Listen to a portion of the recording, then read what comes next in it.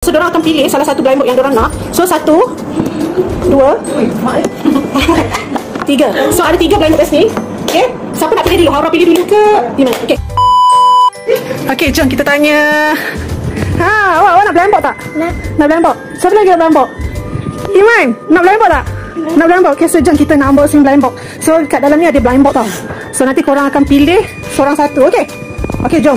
So, get ready kita akan bagi Iman dengan Haura. Nak bagi apa tu? Nak bagi blind box. So, diorang akan pilih salah satu blind box yang diorang nak. So, 1, 2, 3. So, ada 3 blind box ni. Okay, siapa nak pilih dulu? Haura pilih dulu ke Iman? Okay, Haura. So, ada 3 blind box ni. Pilih salah satu. Nak yang mana? Nak yang ni? Confirm? Confirm dia nak yang ni? Confirm? Betul kan? Tak ada tukar kan? Okay, so jom kita tengok apa yang Haura dapat. Okay, mesti kita duduk dekat sikit. Okay, buka. Tahu tak dalam ni dia akan ada kad. So, kalau nak buka sekejap lagi, kita jangan tengok kad dulu. Ambil macam ni. Okay, ambil tutup mata, ambil. Boleh? Okay, so jom kita tengok apa yang dia dapat. Bismillah. Tak sini. Dia boleh tarik ni. Yang ni dia boleh tarik. Tak? Boleh tarik situ. Bismillah.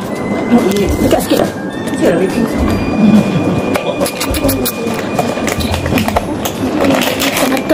Okey, sebelum buka, kalau boleh, kan, kalau boleh, nak yang mana satu? Kalau boleh lah. Kalau tengok kat sini kan, nak yang mana satu? Ni. Nak yang tu. Okey, kita tengok ada rezeki ataupun tidak. Kita tengok. So, jom kita, let's go. Kita unboxing. Jom kita tengok apa dapat. Bismillahirrahmanirrahim. Kat sini. Okey. Wow. Dapat. Wangi ke? Wangi ke? Ada bau tak? Ada bau. So, dia dapat ni. Nana. Ada 2 mata. Yeay. Ada 2 mata.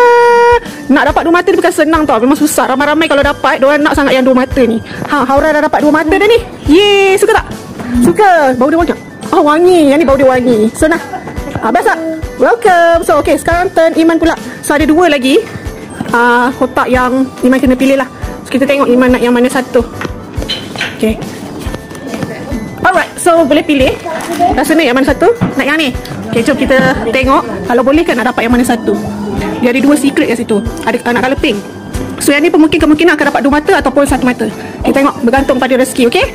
Okay, jom kita buka. Okay. Tada! Okay. Bismillah.